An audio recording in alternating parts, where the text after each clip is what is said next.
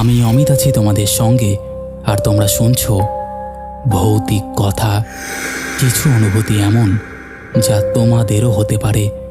ঘটনা স্ক্রিপ্টিংয়ে রয়েছে নেহা।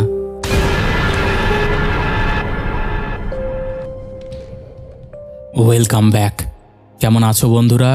আশা করছি প্রত্যেকে দারুণ আছো এবং শুনতে চলে এসেছো তোমাদের অতি পছন্দের পরিবার ভৌতিক কথা। আজকে বেশ জমজমাট ঘটনা থাকছে এবং ইউনিক ঘটনা থাকছে। আজকের একটা ঘটনা আছে কাশ্মীরকে কেন্দ্র করে, কাশ্মীরের পেহেলগ্রামকে কেন্দ্র করে। তোমাদের আজকের এপিসোডটা জমজমাট লাগতে চলেছে, তাই আর দেরি করো না, হেডফোনটা লাগিয়ে নাও, চুপটি করে বসে পড়ো। আমরা আজকে পাড়ি দিতে চলেছি ভূতের রাজ্যে। এই রাজ্যে পাড়ি দিতে গেলে অবশ্যই কানে হেডফোনটা লাগিয়ে নিতে হবে আর চুপটি করে বসে পড়তে হবে। চলো, আশা করছি তোমরা সেটা করে ফেলেছ। এবার আমরা শুরু করে দেই আজকের প্রথম ঘটনা। নমস্কার দাদা, আমি অনিক। দাদা, আজকে এমন একটা ঘটনা তোমাকে আমি বলবো যেটা আমি কাউকে ঠিক করে বলে উঠতে পারিনি, কারণ যেদিন বলেছি সেদিনই বুঝেছি মানুষ আসলে সেই ভয়টা বোঝে না, যেটা হঠাৎ করে এসে শরীরের ভেতর আঁচড়ে পড়ে। এই ঘটনাটা কোনো পুরনো বাড়িতে না, কোনো নির্জন জঙ্গলে না, কোনো গভীর রাতে একা শুয়ে থাকার সময়ও না। ঘটনাটা ঘটেছিল এমন এক জায়গায় যেখানে আমি রোজ যাই, রোজ দেখি, রোজ মানুষে ভরা থাকে। আর ঠিক সেই কারণেই যেটা ঘটেছিল সেটা এত ভয়ঙ্কর। সেদিন সন্ধ্যা প্রায় 8টা হবে। আমি অফিস থেকে ফিরছিলাম। প্রতিদিনের মতোই একই রুট, একই বাস স্টপে নামা, একই দোকানপাট, একই ভিড়। আমি এমন কেউ না যে সহজে ভয় পাই, বরং ভিড়ভাট্টা জায়গায় আমি অনেক বেশি নিশ্চিন্ত থাকি। সেদিনও সব স্বাভাবিক ছিল। বাস স্টপে নামার পর আমি হাঁটা শুরু করলাম। আমার সামনে পেছনে লোকজন, বাইক যাচ্ছে, দোকানের আলো জ্বলছে, কোথাও কিছু অস্বাভাবিক নয়। আমি হাঁটতে হাঁটতে মোবাইলের একটা মেসেজ পড়ছিলাম। ঠিক তখনই আমার ডান পাশের দৃষ্টিতে একটা জিনিস চোখে পড়ল। রাস্তার পাশে একটা ছোট্ট খাবারের দোকান, যেটা আমি চিনি, রোজ দেখি। কিন্তু সেদিন প্রথমবার মনে হলো দোকানটার ভেতরে কেউ একজন একদম দরজার সামনে দাঁড়িয়ে আছে, এমনভাবে যে সে কাউকে ভেতরে ঢুকতে বা বেরোতে দিচ্ছে না। প্রথমে আমি এতটা গুরুত্ব দেইনি, কারণ দোকানে লোক থাকতেই পারে। আমি হাঁটছিলাম, হঠাৎ আমার খুব কাছ থেকেই কেউ বলল, এই শোনো। এই শব্দটা এত কাছ থেকে এসেছিল যে আমি চমকে উঠে দাঁড়িয়ে পড়লাম। আমি সঙ্গে সঙ্গে ডান দিকে তাকালাম, বাঁ দিকে তাকালাম। আমার আশপাশে অন্তত 5-6 জন লোক। কেউই আমার দিকে তাকিয়ে নেই, কেউ কথা বলেনি। আমি ভাবলাম হয়তো পাশ দিয়ে কেউ পরিচিত কাউকে ডাকছে। আমি আবার হাঁটা শুরু করলাম, কিন্তু 2 পা যেতেই আবার সেই ডাক, এবার আরও জোরে, এই শোনো। আমি এবার থেমে গেলাম, কারণ এইবার আমি নিশ্চিত ছিলাম ডাকটা আমাকেই উদ্দেশ্য করেই ডাকা হয়েছে। আমি পেছনে ঘুরে তাকালাম। আমার ঠিক পেছনে কেউ নেই। সামনের লোকজন নিজেদের মতন চলছে, কেউ থামেনি, কেউ তাকায়নি। ঠিক তখনই আমার বুকের ভেতর একটা অস্বস্তি ঢুকে পড়ল। আমি হাঁটা শুরু করলাম, একটু দ্রুত নিজের গলির দিকে ঢুকবো বলে। আর ঠিক তখনই প্রথম ঘটনাটা ঘটল, যেটা আমার পিলে চমকে যাওয়ার মতন। আমার বাঁ কানে একদম খুব কাছে কেউ ফু দিল, এমনভাবে যে আমার কানের লতি নড়ে উঠল। আমি চিৎকার করে উঠতে গিয়েছিলাম, কিন্তু গলা দিয়ে শব্দ বেরোয়নি। আমি ঘুরে দাঁড়ালাম, কেউ নেই, অথচ সেই ফু দেওয়ার ঠান্ডা অনুভূতিটা এখনও কানে লেগে আছে। আমি চারিদিকে তাকালাম, মানুষজন স্বাভাবিক, কেউ আমাকে লক্ষ্য করছে না, যেন আমি একাই কিছু একটা অনুভব করছি। আমি তখন নিজেকে জোর করে শান্ত করালাম। ভাবলাম এটা হয়তো কাকতালীয়, নার্ভের সমস্যা। আমি হাঁটতেই থাকলাম, কিন্তু ঠিক তখনই লক্ষ্য করলাম লোকজনের সংখ্যা অস্বাভাবিকভাবে কমে যাচ্ছে। যে রাস্তায় সাধারণত এতক্ষণে ভিড় থাকে, সেখানে হঠাৎ ফাঁকা ফাঁকা লাগছে। দোকানের আলো জ্বলছে, কিন্তু ক্রেতা নেই। আমি গলির ভেতরে ঢুকে পড়লাম। এই গলিটা খুব চেনা, ছোট হলেও সন্ধ্যায় লোকজন থাকে। কিন্তু সেদিন গলির ভেতরে ঢুকেই দ্বিতীয় ঘটনাটা ঘটল। হঠাৎ আমার সামনে দিয়ে কেউ খুব দ্রুত চলে গেল, এত কাছ দিয়ে যে আমি নিশ্চিত ছিলাম ধাক্কা লাগবে। আমি রিফ্লেক্সে সরে গেলাম, কিন্তু কাউকে ছুঁয়ে দেখলাম না, শুধু একটা ভারী ছায়া আর দৌড়ানোর শব্দ। আমি সঙ্গে সঙ্গে ঘুরে তাকালাম, গলি ফাঁকা, একদম ফাঁকা, স্ট্রিট লাইট জ্বলছে, কিন্তু কোনো মানুষ নেই। আমি তখন সত্যিই ভয় পেয়ে গেলাম, কারণ এটা আর ভুল শোনার বা ভুল বোঝার জায়গা নয়। আমি হাঁটা শুরু করলাম, প্রায় দৌড়ের মতন। আর তখনই আমার পেছন থেকে হঠাৎ কেউ আমার নাম ধরে ডাকলো, একদম পরিষ্কার, আমার নিজের নাম। আমি থমকে দাঁড়িয়ে গেলাম, কারণ এই নামটা কেউ না জানলেও চলে, কিন্তু এই গলায় একটা অদ্ভুত পরিচিতি ছিল। আমি পেছনে তাকালাম, কেউ নেই, কিন্তু নাম ডাকার শব্দটা এখনও আমার কানে বাজছে। আমি দৌড়তে শুরু করলাম, আর দৌড়ানোর মাঝেই তৃতীয় জাম্পস্কেয়ার। আমার কাঁধে খুব জোরে কেউ ধাক্কা দিল। আমি সামনের দিকে হোঁচট খেলাম, প্রায় পড়েই যাচ্ছিলাম। আমি চিৎকার করে বললাম, কে? কিন্তু কোনো উত্তর নেই। আমি কাঁধ ঘুরিয়ে দেখলাম, কোনো হাত নেই, কোনো মানুষ নেই, অথচ ধাক্কার জায়গাটা এখনও ব্যথা করছে। আমি তখন আর ভাবিনি, শুধু দৌড়েছি নিজের বাড়ির দিকে। আমার বাড়ির মোড়টা চোখে পড়তেই আমি একটু স্বস্তি পেলাম, কিন্তু সেই স্বস্তিটা ছিল সবচেয়ে বড় ভুল, কারণ ঠিক তখনই সবচেয়ে বড় বা সবচেয়ে ভয়ঙ্কর ঘটনাটা ঘটল। আমার সামনে যে বাড়িটা আছে সেটার পাশ দিয়েই আমি প্রতিদিন যাই। সেই বাড়িটার গেট হঠাৎ খুব জোরে খুলে গেল। শব্দটা এত জোরে ছিল যে পুরো গলিতে প্রতিধ্বনিত হলো। আমি থেমে গেলাম। গেটের ভেতর থেকে কেউ বেরিয়ে এলো না, কিন্তু ভেতরের অন্ধকার থেকে খুব ধীরে ধীরে একটা গলা ভেসে এলো, এত দেরি করলি কেন? আমি জমে গেলাম, কারণ ওই গলিটা আমি চিনতাম। ওই বাড়িতে কেউ থাকে না, বহুদিন ধরে তালাবদ্ধ। আমি চোখ সরাতে পারছিলাম না। ঠিক তখনই গেটের ভেতর থেকে খুব দ্রুত কেউ এক কদম এগিয়ে এলো। আমি কিছু দেখতে পেলাম না, কিন্তু শব্দটা পেলাম, পায়ের শব্দ। আর সঙ্গে সঙ্গে আমার মুখের একদম সামনে থেকে হঠাৎ কেউ খুব জোরে চিৎকার করলো, এত জোরে, এত কাছে যে আমার কান ঝনঝন করে উঠল। আমি ভয় পেয়ে পেছনে ছিটকে গেলাম, প্রায় রাস্তায় পড়ে যাচ্ছিলাম। আমি চোখ বন্ধ করে ফেলেছিলাম। কয়েক সেকেন্ড পরে চোখ খুলে দেখি গেট বন্ধ, গলি ফাঁকা, কোনো শব্দ নেই, কোনো মানুষ নেই, যেন কিছুই ঘটেনি। আমি কাঁপতে কাঁপতে বাড়ির দরজার কাছে পৌঁছালাম। দরজা খুলে ঢুকে পড়লাম, ছিটকিনি লাগালাম।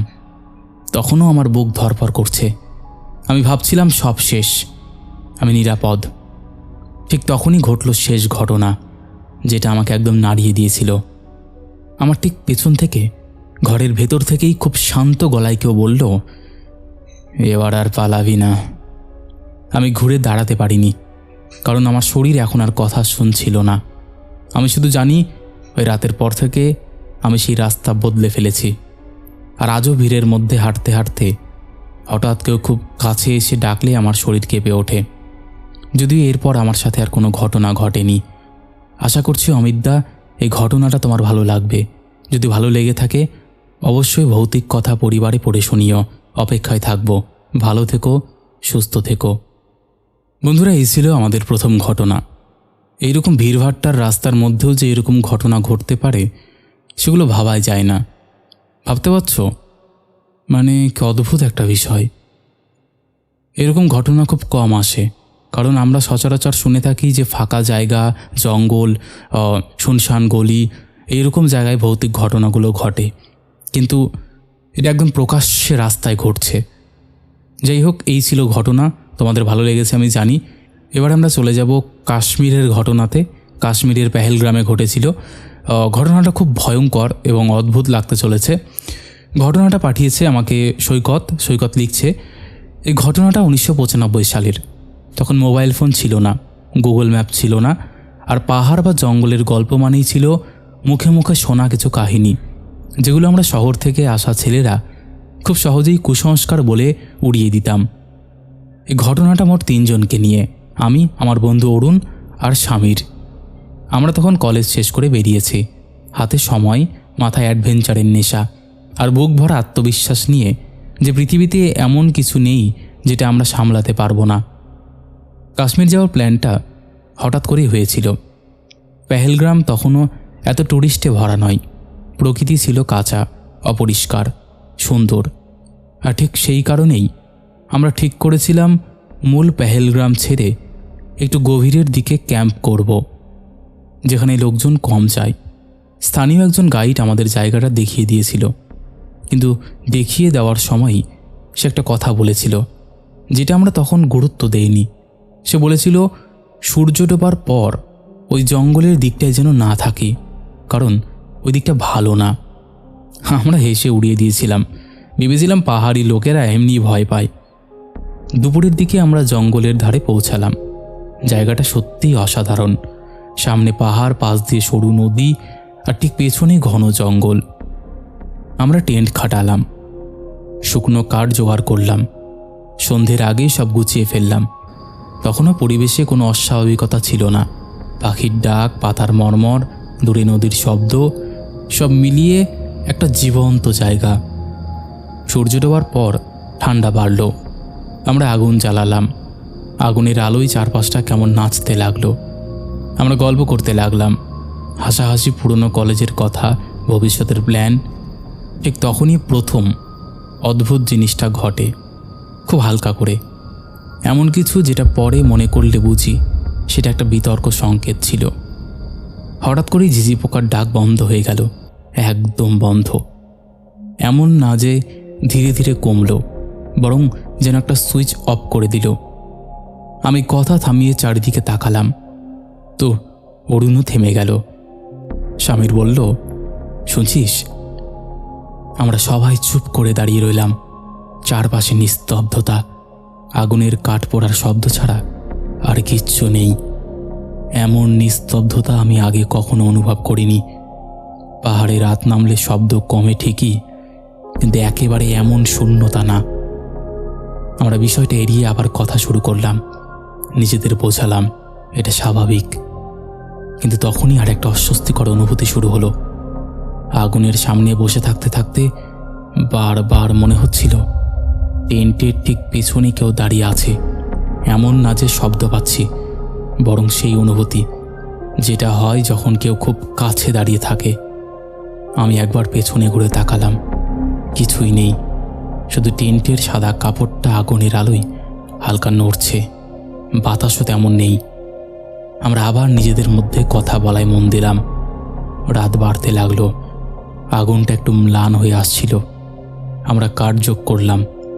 ঠিক তখনই আগুনের শিখার রং বদলাতে শুরু করলো। প্রথমে হালকা, তারপর স্পষ্ট। হলুদ কমলা শিখার মাঝে নীলচে একটা আভা। অরুণ প্রথমে খেয়াল করে বলে উঠল, এই আগুনটা এমন কেন? আমরা তাকিয়ে দেখলাম সত্যি আগুনের কিছু অংশ নীল হয়ে জ্বলছে। পাহাড়ের আগুনে নীল শিখা অসম্ভব নয়, কিন্তু এখানে যে কাঠ আমরা ব্যবহার করছিলাম সেগুলো সাধারণত শুকনো কাঠ, কোনো রাসায়নিক কিছু ছিল না। ঠিক তখনই স্বামীর খুব ধীরে করে বলে উঠল, তোরা এটা দেখ। আমরা ঘুরে দেখি টেন্টের একপাশে ধবধবে সাদা কাপড়ের ওপর বাইরে থেকে ধীরে ধীরে একটা হাতের ছাপ পড়ছে। স্পষ্ট আঙ্গুলের ছাপ, তালুর ছাপ, যেন কেউ সন্তপর্ণে কাপড় ছুঁয়ে ভেতরে দেখার চেষ্টা করছে। সেই মুহূর্তে আমার শরীর জমে গিয়েছিল, কারণ আমরা কেউ টেন্টের বাইরে ছিলাম না, আর ছাপটা ভেতর থেকে নয়, বাইরে থেকে আসছিল। আগুনের আলোয় ছাপটা খুব পরিষ্কার দেখা যাচ্ছিল, কিন্তু আশ্চর্যের বিষয়, কাপড়টা ভেতরের দিকে দেবে যাচ্ছিল না। যেন হাতটা শক্ত কিছু নয়, বরং হালকা কোনো ছায়া। আমরা কেউ চিৎকার করিনি, কেউ নড়িনি, শুধু তাকিয়েছিলাম। কয়েক সেকেন্ড পর ছাপটা মিলিয়ে গেল, একদম এমনভাবে যেন কোনো কিছু ছিলই না। সেই নিস্তব্ধতার মধ্যে স্বামীর খুব নিচু গলায় বলল, আমরা কাল ভোরে চলে যাব। কেউ প্রতিবাদ করল না। আমরা আগুনটা একটু বড় করলাম, কিন্তু ভয়টা তখন ঢুকে গেছে। রাত গভীর হতে লাগলো, কুয়াশা নামতে শুরু করলো। পেহেলগ্রামে এটা অস্বাভাবিক না, কিন্তু কুয়াশাটা সেদিন অদ্ভুতভাবে ঘন ছিল, আর আগুনের আলোয় সেটা ধোঁয়ার মতো দেখাচ্ছিল। ঠিক তখনই আমরা সবাই একসঙ্গে সেই জিনিসটা দেখলাম। টেন্ট থেকে একটু দূরে গাছের ফাঁকে কুয়াশা আর ধোঁয়ার ভেতর দাঁড়িয়ে আছে একটা অবয়ব। সাদা পোশাক, একদম স্থির, নড়ছে না, বাতাসে কাপড় নড়ছে না, তার মুখটা দেখা যাচ্ছে না, হয় ঝোপের আড়ালে নয়তো অন্ধকারে ঢাকা, কিন্তু সে আমাদের দিকেই মুখ করে দাঁড়িয়ে। আমি নিশ্চিত এটা মানুষ নয়, কারণ মানুষ হলে এতক্ষণে নড়ত, শব্দ করত, আর এই জায়গায় এত রাতে কেউ হেঁটে আসার প্রশ্নই নেই। আমরা আগুনের আলো বাড়াতে চেষ্টা করলাম, কিন্তু যত আলো বাড়ছে অবয়বটা তত স্পষ্ট হচ্ছে। আর সবচেয়ে ভয়ঙ্কর ব্যাপার, সে এক চুলও নড়ছে না। ঠিক তখনই আগুনটা হঠাৎ করে ধপ করে কমে গেল, আর সেই সঙ্গে চারপাশের নিস্তব্ধতা আরও ঘন হয়ে উঠল। আমরা বুঝে গিয়েছিলাম এই রাতটা আমাদের জন্য ঠিক নয়, কিন্তু তখন আর কোথাও যাওয়ার উপায় ছিল না। আমরা টেন্টের ভেতরে ঢুকে পড়লাম। জিপারের শব্দটা সেই নিস্তব্ধতায় অস্বাভাবিক জোরে শোনা গেল। টেন্টের ভেতরে ঢুকে বসে পড়লাম। কেউ ঘুমোতে পারছিল না, বাইরে কোনো শব্দ নেই, কিন্তু সেই উপস্থিতিটা যেন টেন্টের চারপাশে আছে। ঠিক তখনই বাইরে থেকে খুব হালকা করে টেন্টের কাপড়ে কিছু একটা ঘষা লাগার মতো শব্দ এলো। একবার, দুবার, তারপর থেমে গেল। আমরা একে অপরের দিকে তাকিয়ে রইলাম। কেউ কিছু বলার সাহস পেল না। আমরা ভাবছিলাম কোনোভাবে যেন রাতটা কেটে যায়, কিন্তু রাত তো এখনো বাকি। টেন্টের ভেতরে ঢোকার পর প্রথম কয়েক মিনিট আমরা কেউ কথা বলিনি, শুধু একে অপরের শ্বাস নেওয়ার শব্দ শুনছিলাম। টেন্টের পাতলা কাপড়ের বাইরের কুয়াশা আর অন্ধকার মিলেমিশে গেছে। আগুনের আলো তখন আর দেখা যাচ্ছে না, শুধু মাঝে মাঝে আগুনের কাঠ ভাঙার একটা মৃদু শব্দ। তার মধ্যেই বাইরে থেকে আবার সেই ঘষার শব্দ, খুব ধীরে, যেন কেউ আঙ্গুল দিয়ে টেন্টের কাপড় বুলিয়ে দেখছে। আমি তখন মনে মনে হিসেব করছিলাম, যদি এটা কোনো মানুষ হয় তাহলে এত নিঃশব্দে চলাফেরা করা অসম্ভব, আর যদি পশু হয় তাহলে এত সাবধানে কাপড়ে হাত বোলানোর প্রশ্নই ওঠে না। অরুণ খুব নিচু গলায় বলল, ওরা একটার বেশি। আমি জিজ্ঞেস করিনি কারা, কারণ তখন সেই প্রশ্ন করার সাহস আমার ছিল না। কয়েক সেকেন্ড পরেই টেন্টের একপাশে খুব স্পষ্ট করে আবার সেই হাতের ছাপটা ফুটে উঠল, কিন্তু এবার সেটা আগের চেয়ে বড়, আঙ্গুলগুলো লম্বা, আর সবচেয়ে অস্বাভাবিক ব্যাপার, ছাপটা ধীরে ধীরে সরে যাচ্ছে, যেন হাতটা হাঁটছে। স্বামীর তখন নিজের মুখ দুহাতে চেপে ধরেছে। আমি দেখতে পাচ্ছিলাম তার চোখ ভয়ে চকচক করছে। বাইরে কোনো কথা নেই, কোনো শব্দ নেই, শুধু সেই হাতের ছাপ। কয়েক মুহূর্ত পরে ছাপটা মিলিয়ে গেল। ঠিক তখনই টেন্টটির অন্য পাশ থেকে আচমকা খুব জোরে একটা ধাক্কা মারল। পুরো টেন্টটা দুলে উঠল। আমরা তিনজন একসঙ্গে চিৎকার করে উঠেছিলাম। সেই চিৎকার পাহাড়ের নিস্তব্ধতায় মিলিয়ে গেল। বাইরে আবার নিস্তব্ধতা, এমন নিস্তব্ধতা যেন চিৎকারটা এখানে কোনো দিন হয়নি। কিছুক্ষণ পর আমরা বুঝলাম বাইরে কেউ হাঁটছে, কিন্তু সেই হাঁটার শব্দ সাধারণত হাঁটার মতো না, খুব ভারী, কিন্তু মাটিতে চাপ দিচ্ছে না, যেন শব্দটা বাতাসের ভেতর দিয়ে আসছে। আমি সাহস করে টেন্টের জিপারের কাছে মুখ নিয়ে গেলাম। খুব সামান্য ফাঁক দিয়ে বাইরে তাকালাম। কুয়াশার ভেতর আগুনের জায়গাটা আবছা দেখা যাচ্ছে। আগুন প্রায় নিভে গেছে, আর তার ঠিক সামনে সেই অবয়বটা দাঁড়িয়ে আছে। সাদা পোশাক আগের মতোই নড়ছে না, কিন্তু এবার আমি স্পষ্ট দেখলাম যে সে আমাদের দিকে মুখ করে আছে। তার মুখটা এখনও দেখা যাচ্ছে না, কিন্তু মাথাটা সামান্য নিচু। হঠাৎ করে সে এক কদম এগোলো, খুব ধীরে, কোনো শব্দ ছাড়াই। আর ঠিক তখনই আমি বুঝলাম যে ওটা হাঁটছে না, ওটা মাটির উপর ভাসছে, কারণ তার পায়ের নিচে কুয়াশাটা কেটে যাচ্ছে না। আমি সঙ্গে সঙ্গে জিপার বন্ধ করে দিলাম। বুকের ভেতর তখন মনে হচ্ছিল যে ফেটে যাবে। ঠিক তখনই বাইরে থেকে একেবারে শান্ত মেয়েলি একটা গলা ভেসে এলো, খুব পরিষ্কার উচ্চারণে, ভেতরে কি কেউ আছো? গলাটা কান্নার না, রাগের না, বরং ক্লান্ত, ভীষণ ক্লান্ত। এমন গলা যেন অনেক দিন ধরে কথা বলেনি। আমরা কেউ কোনো উত্তর দেইনি, কয়েক সেকেন্ড পর আবার সেই গলা। আমি রাস্তা হারিয়ে ফেলেছি। ওই কথাটা শুনে আমার মাথার ভেতরটা কেমন করে উঠল, কারণ জায়গাটা এমন যে এখানে রাস্তা হারানোর প্রশ্নই নেই। সে আবার কিছু বলার আগেই হঠাৎ করে টেন্টের গায়ে খুব জোরে একটা চাপ পড়ল, যেন কেউ শরীর ঠেসে দিয়েছে। কাপড়টা ভেতরের দিকে দেবে গেল। আমরা তিনজন পেছনের দিকে সরে গেলাম। ঠিক তখনই টেন্টের চারপাশে হঠাৎ খুব দ্রুত পায়ের শব্দ। একটার না, অনেকগুলো, কিন্তু কোনোটা পরিষ্কার না, যেন ছায়া দৌড়চ্ছে। আর তাদের মাঝখানে সেই মেইলি গলা হঠাৎ চেঁচিয়ে উঠল। এবার আর শান্ত না, আমার ঘরে ঢুকতে দিচ্ছে না। সেই কথাটা শোনার পরেই আগুনের জায়গা থেকে একটা বিকট শব্দ এলো, যেন কাঠ একসঙ্গে ভেঙে পড়েছে।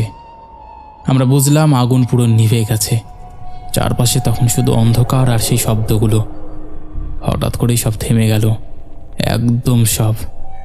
এমন নিস্তব্ধতা যে নিজের হৃদস্পন্দনটাও কানে বাজছিল। আমরা সারা রাত ঘুমোইনি। কেউ চোখ বন্ধ করলেই বাইরে সেই অবয়বটা চোখের সামনে ভেসে উঠছিল। ভোরের দিকে কুয়াশা একটু পাতলা হলে আমরা বাইরে বেরোনোর সাহস পেলাম। সূর্য তখনও ওঠেনি, চারপাশ ধূসর আলোয় ভরা। আমরা বাইরে বেরিয়ে প্রথমেই যেটা দেখলাম সেটা আমাদের একেবারে স্তব্ধ করে দিয়েছিল। টেন্টের চারপাশে কোথাও কোনো পায়ের ছাপ নেই, না মানুষের না পশুর। কিন্তু টেন্টের নিচের দিকটা, যেখানে বাইরে থেকে চাপ দেওয়া হয়েছিল, সেখানে লেগে আছে লালচে পোড়া ছায়ের মতো দাগ, আঙ্গুলের ছাপের মতো। আগুনের জায়গায় গিয়ে দেখি কাঠগুলো সম্পূর্ণ ঠান্ডা, কিন্তু কিছু কাঠ এমনভাবে পোড়া যেন অনেক বেশি তাপে পুড়ছে। অথচ আগুন আমরা নিজেরাই নিয়ন্ত্রণ করেছিলাম। আমরা আর এক সেকেন্ডও সেখানে থাকিনি। সব গুটিয়ে সোজা ফিরে আসার পথ ধরলাম। ফেরার সময় কাছের এক গ্রামে গিয়ে এক বয়স্ক লোকের কাছে রাতের কথা জানতে চাইলে সে প্রথমে চুপ করে রইল। তারপর শুধু বলল, তোমরা কি সাদা কাপড় দেখেছ? আমরা কোনো উত্তর দেইনি। সে নিজেই বলতে শুরু করলো, এই জঙ্গলের রাস্তায় একটা ট্রাক দুর্ঘটনা হয়েছিল। ট্রাকে ছিল এক নতুন বউ, বিয়ে করে শ্বশুর বাড়ি যাচ্ছিল। গাড়ি খাদে পড়ে যায়। সবাইকে পাওয়া গেল, শুধু মেয়েটাকে না। বলা হয় আগুন লেগে পুড়ে ছাই হয়ে গিয়েছিল, কিন্তু কেউ কোনো দেহাবশেষ খুঁজে পায়নি। লোকটা বলেছিল ও এখনও রাস্তা খোঁজে, কারণ ও জানে না ওর যাত্রা শেষ হয়ে গেছে। আমরা কোনো প্রশ্ন করিনি, কারণ আমাদের আর শোনার শক্তি ছিল না। আজ এত বছর পরেও যখন এই ঘটনার কথা বলছি, তখনও আমার চোখে সেই কুয়াশার ভেতরে দাঁড়িয়ে থাকা অবয়বটা ভেসে ওঠে। আমি তারপর আর কোনোদিনও কাশ্মীরে যাওয়ার কথা ভাবিও নি। কদিন আগে তো কাশ্মীরে এরকম একটা ঘটনা ঘটে গেল, আর এই ঘটনার পরে তো আরোই না, কারণ সেই সব লোকেদের আত্মা হয়তো আজও সেখানে ঘুরে বেড়াচ্ছে। হতেও পারে, কারণ তারা তো কেউই মরতে চায়নি। কেউ সদ্য বিয়ে হয়ে গিয়েছিল, কেউ কেউ হয়তো কয়েক মাস পরে বিয়ে হয়ে গিয়েছিল, কেউ কেউ হয়তো বিয়ের 1 বছরের মধ্যে গিয়েছিল। সবার অপূর্ণ ইচ্ছা ওখানেই থেকে গিয়েছিল। যাই হোক, এই ছিল ঘটনা। অমিত, যদি তোমার ভালো লাগে অবশ্যই তুমি পড়ে শুনিও। আমি অপেক্ষায় থাকব তোমার মুখে এই ঘটনাটা শোনার জন্য। আশা করছি তুমি পড়ে শোনাবে আর সকলের ভালোও লাগবে। Thank you. বন্ধুরা, এই ছিল কাশ্মীরের পেহেলগ্রামে ঘটে যাওয়া একটা ভয়ঙ্কর ঘটনা বলতে পারো। পেহেলগ্রামে তো আমরা জানি কিছুদিন আগে এত বড় একটা ঘটনা ঘটে গেল, সেটার জন্য অপারেশন সিন্দুরও হয়ে গেল। শুনতেও কেমন যেন লাগে। সেখানে এই পাহাড়ি জায়গাগুলো যে কত হিস্ট্রি বা কত ইতিহাস নিজের কাছে ধরে রেখেছে, আমরা সেগুলো ভাবতেও পারবো না। যাই হোক, আশা করছি এই ঘটনাটিও তোমাদের ভালো লেগেছে। কেমন লেগেছে তোমরা অবশ্যই সেটা কমেন্ট করে জানিয়ে দিও। তোমাদের মধ্যে এখনও যারা এই পরিবারে যুক্ত হওনি তারা যুক্ত হয়ে যেও। যারা ভাবছো ঘটনা শেয়ার করবো কি না, তাদের বলবো তারা অবশ্যই আমাদের সাথে কন্ট্যাক্ট করতে পারো। আমাদের সাথে কন্ট্যাক্ট করা একদম ইজি। আমাদের হোয়াটসঅ্যাপ নাম্বার থেকে শুরু করে সমস্ত সোশ্যাল মিডিয়ার লিঙ্ক তোমরা ডেসক্রিপশান সেকশানে পেয়ে যাবে। তো আর দেরি কিসের, তোমরা কন্ট্যাক্ট করে নিও। চলো আর কথা না বাড়িয়ে এবার আমরা শুরু করে দেব পরের ঘটনা। তবে পরের ঘটনায় যাওয়ার আগে একটা কথা বলতে চাই। ভৌতিক কথা কোনো রকম অন্ধবিশ্বাস, কোনো রকম কুসংস্কার বা কোনো রকম নেগেটিভিটিকে প্রশ্রয় দেয় না। ভৌতিক কথার কাজ শুধুমাত্র মানুষের জীবনে ঘটে যাওয়া ঘটনা সকলের সামনে তুলে ধরা, নচেত আর কোনো উদ্দেশ্য নেই। তাই যারা বিশ্বাস করছো না তারা এগুলোকে এন্টারটেইন হিসেবেই নিয়ে নাও। চলো এবার আমরা শুরু করে দেই পরের ঘটনা। সময়টা খুব বেশি পুরনো না, প্রায় বছর 10 আগের কথা। আমি তখন এক বন্ধুর জন্মদিন থেকে ফিরছি। রাত প্রায় 12টা বেজে গেছে। শহরের শেষ প্রান্তে ঢুকে পড়েছি। এই রাস্তাটা আমি নিয়মিত যাতায়াত করি, দিনে, সন্ধ্যায়, এমনকি মাঝরাতেও। ডান দিকে ফাঁকা জমি, বাম দিকে পরপর কয়েকটা বদ্ধ গুদামঘর, মাঝখানে লম্বা হাইওয়ে। এমন হাইওয়ে যেখানে রাত বাড়লে গাড়ির শব্দও একসময় থেমে যায়। আমার স্কুটির ইঞ্জিনের আওয়াজ আর হেলমেটের ভেতর নিজের শ্বাস প্রশ্বাসের শব্দ ছাড়া তখন আর কোনো কিছু শোনা যাচ্ছিল না। ঠিক তখনই আয়নায় চোখে পড়ল অনেকটা পেছনে একটা লাল রঙের বাইক। খুব স্পষ্ট না, শুধু হেডলাইটের নিচে লাল ফেয়ারিংটার আলোয় মাঝে মাঝে ঝলসে উঠছে। প্রথমে বিশেষ পাত্তা দেইনি, রাতের রাস্তায় কেউ থাকতেই পারে। কিন্তু কয়েক সেকেন্ড পর অস্বস্তিটা শুরু হয়। আমি গতি একটু বাড়ালাম। আয়নায় দেখলাম লাল বাইকটাও দূরত্ব ঠিক একই রেখে গতি বাড়িয়েছে। আমি আবার গতি কমালাম। স্কুটি প্রায় কোস্টিংয়ে চলে এলো, সেও এলো। দূরত্বটা বদলাচ্ছে না, যেন কেউ ইচ্ছে করে হিসাব কষে পেছনে আছে। আমি নিজেকে বোঝালাম কাকতালীয়, কিন্তু সমস্যাটা অন্য জায়গায়। এই রাস্তায় সাধারণত কেউ এমন নিয়ম মেনে চলে না।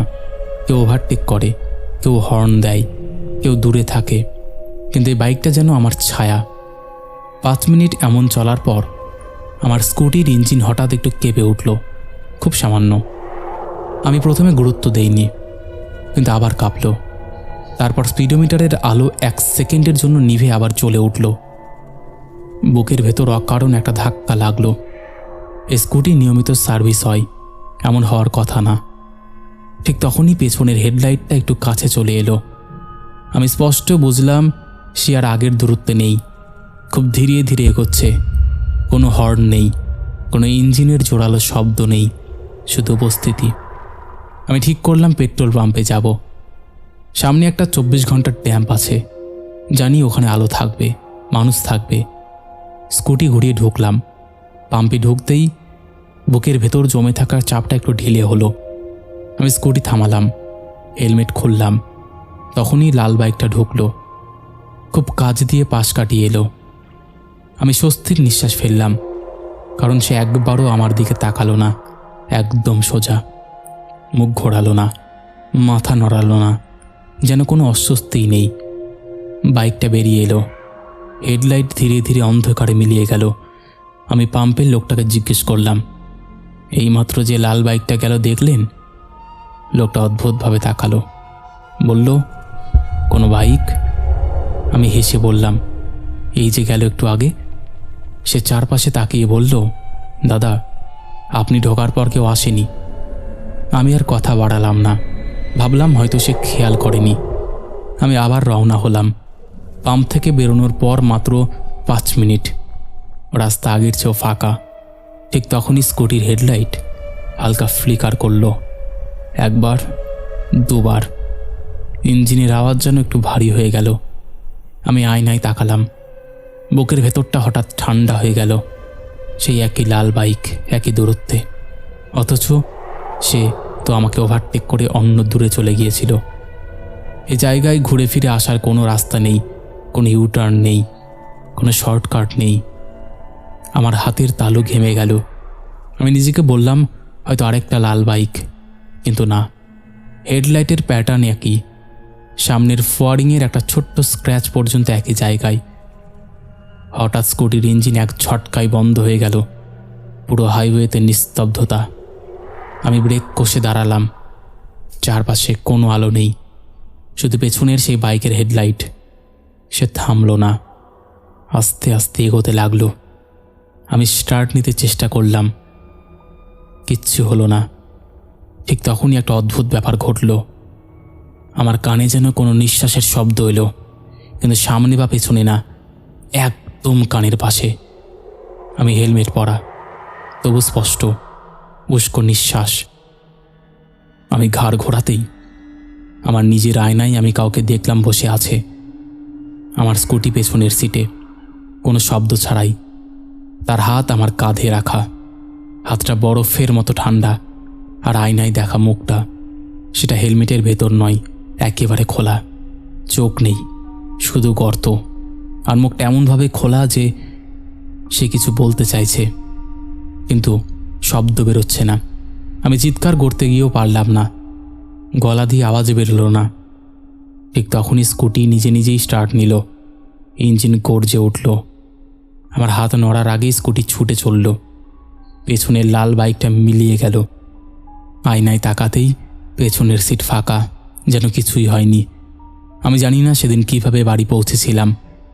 পরদিন স্কুটি সার্ভিসিং সেন্টারে নিয়ে গেলে মেকানিক দাদা বলল, আপনার স্কুটিতে তো কোনো সমস্যা নেই, ইলেকট্রিক ইঞ্জিন সব ঠিক।